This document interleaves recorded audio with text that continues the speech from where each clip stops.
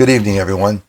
My name is Cesar Rondina. I'm a best-selling author, public speaker, educator, retired firefighter, and paramedic, and pretty much a jack of all trades nowadays. But I also write my blog that goes out every Monday evening at 7:30 p.m. Eastern Standard Time, called The Author's Pen.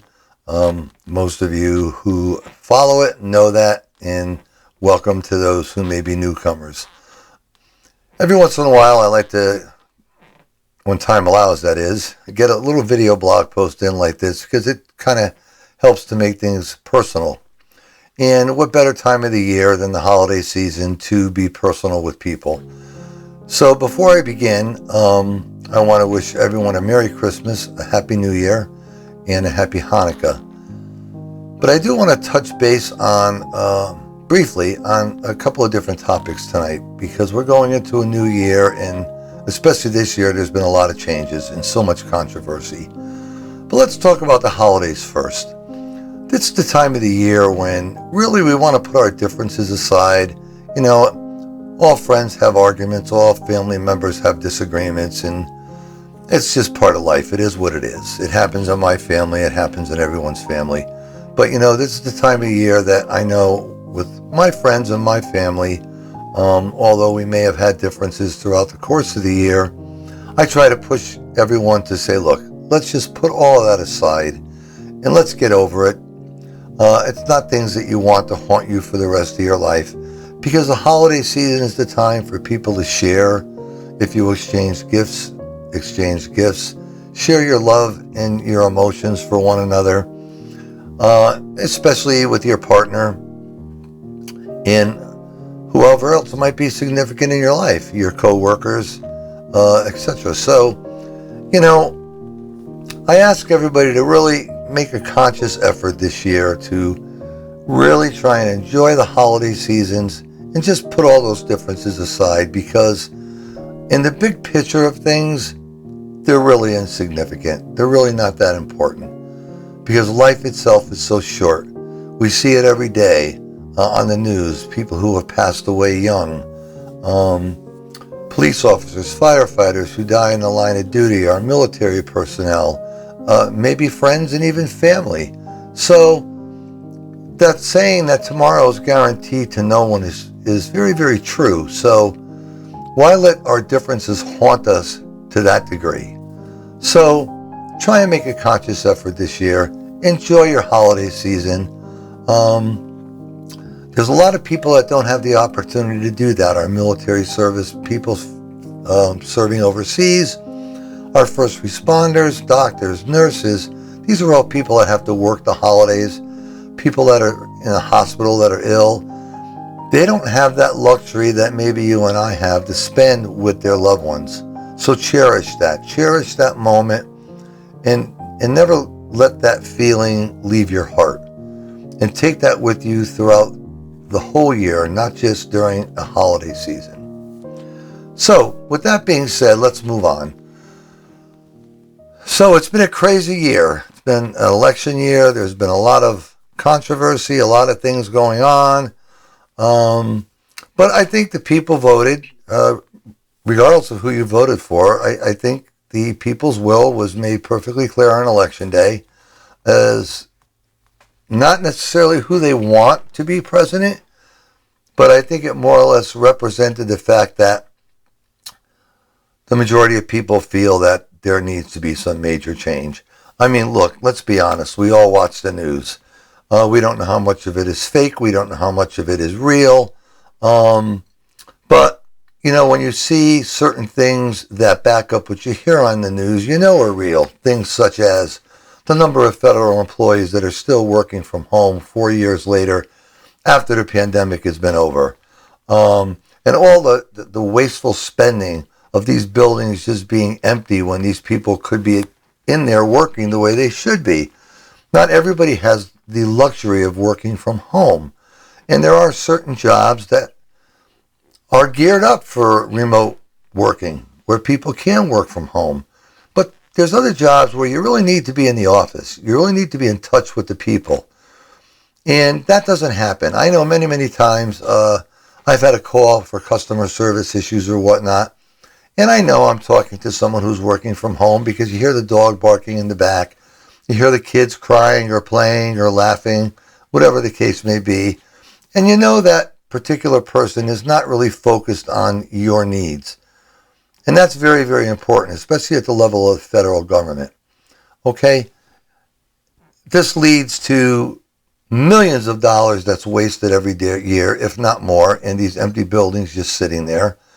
And we're not getting the productivity out of people. So, things do need to change. Take the Pentagon, for example, and as another example. 7 consecutive times they failed their audit? Well, where's all this money going to? And the thing that really irks me the most is in the Veteran Administration, the latest report of inappropriate sexual activity in the workplace. I mean, that's our taxpayer money that's paying these people, okay? And is that appropriate to do at work? Are these appropriate actions? All right, so where's the people that are overseeing this? Why aren't people doing their jobs? So to say that there isn't a great deal of waste in government spending is probably a tremendous understatement. So these are changes that need to be made. Now, regardless of who makes these changes, whether the last name was Harris, Trump, Musk, Vivek, it doesn't really make a difference. The fact is, change has to occur. Money has to be saved. It can't be squandered. Not at the risk of us working. I still work. I pay taxes every year, even though I'm retired from the fire department and my career path has changed. I pay taxes on what I earn as a public speaker or as a writer, just like you pay taxes when you go to work and earn money. And I want those taxes put to good use, not millions spent on ridiculous things or billions spent on ridiculous things that could be going to help our country and our people. So I think the people's voice was really heard strongly to state that there needs to be change. There needs to be what I call the most important word in the English language, accountability. Everybody needs to be accountable for what they do. Whether it's what they do, whether it's what they say, whether it's the decisions they make, the choices they make. I know I'm accountable for every decision that I make. If I have a book that fails or a public event that goes sour because of a bad decision I made, then I'm accountable for it. All right? And there's people that work for me that rely on getting paid. So, I have a responsibility. And so do our leaders, so do our government leaders. They all have a responsibility, and that responsibility lies with us because we are the people that elected them. Now, I'm not going to get into the controversy as to who you wanted. It doesn't really make a difference to me who you wanted. All right, the beautiful part about living in this country is we have freedom of choice. We have freedom of stating our opinion, stating our mind. Now, we don't have to agree with someone else's opinion, but we must, and I impress the word must, respect everybody's opinion, whether we agree with it or not. And it shouldn't lead to an argument. Okay? So, let's look into 2025 for a moment and say to ourselves, let's give a new administration a chance. Let's see what they can do. And I said this when President Biden was elected, and I didn't vote for him. But I was willing to give that administration a chance to do what they said they were going to do. And regretfully, in my opinion, they failed. They failed drastically. Okay? So, I voted for President Trump, as I did last time. And I'm willing to give him a chance. So what I'm saying to you is, if you all agree that we need change in this country, then give that administration the chance to make that change, to institute that change. We have nothing to lose because, frankly, things can't get worse than what they already are. So they can only get better. The last thing I want to discuss with you briefly is you as an individual, because there's a lot of issues going on in the world today. There's a lot of stress in the world today. Economy's tough. People can't go on vacations. People are in debt like they've never been in debt before. This leads to a lot of different medical conditions. You know, one of the things I learned when I went to medical school is stress is over smoking, over drinking, over everything else is the leading cause of most illnesses, because it activates hormones that are not good in our body, that causes rapid heart rate, high blood pressure, other things that lead to other different forms of illnesses. So I want you to take 2025 and take some of that for yourself, meaning look at your life, look at your goals, look at what you want, and make those your priority for 2025. Reduce the stress. You know, we all see the little memes and whatnot, you know, remove the people from your life who give you stress, and there might be some truth to that. But maybe work with those people to reduce the stress. Try and live a simpler and stress-free life. Remember, there's a large difference between wants and needs. We all want a lot of things, but what do we really need? So basically, if you can't afford it, don't buy it. Save up for it. Buy it when you can. Put your money to good use. Invest some of it. Save some of it. I remember when I started working when I was 15 years old, my father said to me, I don't care whatever you do. I don't care how much you decide to save, but save it every single week. If it's a $10 bill, if it's a $20 bill, save it. Because over time and over the years, that will add up. And God rest his soul, he's no longer with us, but he was 100% correct. Because over time, anything you save will add up. So look at your wants versus your needs. Prioritize what you want to do for your life for 2025. Make those your goals, whether you're single, in a relationship, whether you're married, whether you have children, a family. Do it alone, do it as a group, do it as a family. But have a plan, stick to it, and have a great life. That's really what it boils down to, because I said earlier, tomorrow's guaranteed to no one. Okay? We've all seen it. We've all lost friends long before we should have. That should be a wake-up call for us every single time that happens, to never take today for granted. Okay? That doesn't mean you don't plan vacations. That doesn't mean you don't plan to do something next weekend because, hey, I might get hit by a bus tomorrow. No, that's taking it to the extreme. Live your life, but don't live it foolishly. Live it productively. So with that, those are my quick, brief little thoughts.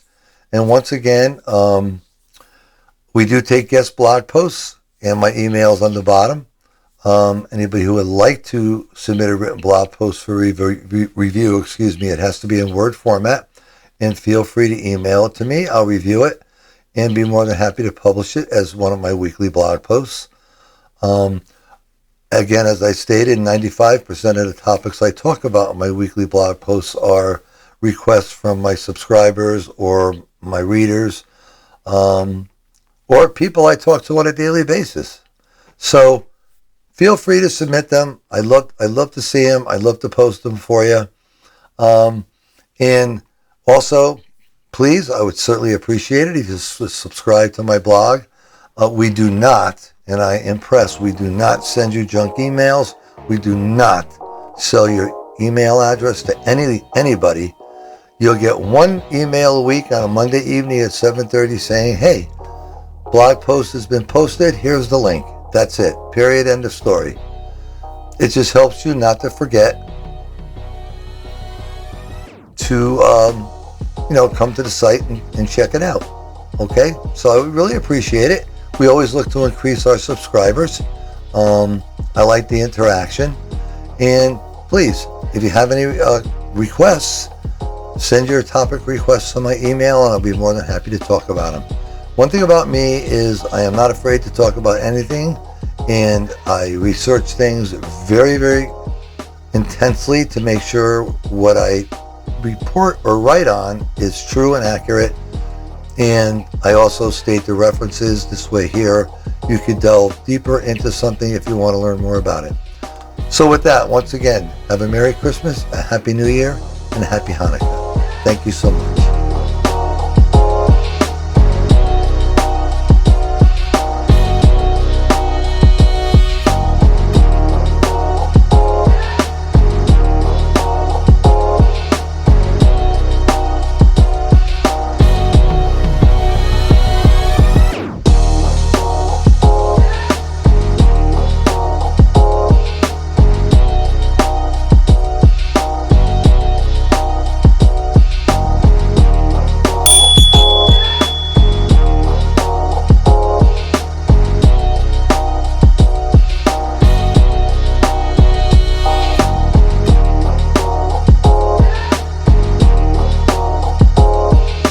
Live with an open mind. Live with an open heart. Live your best life.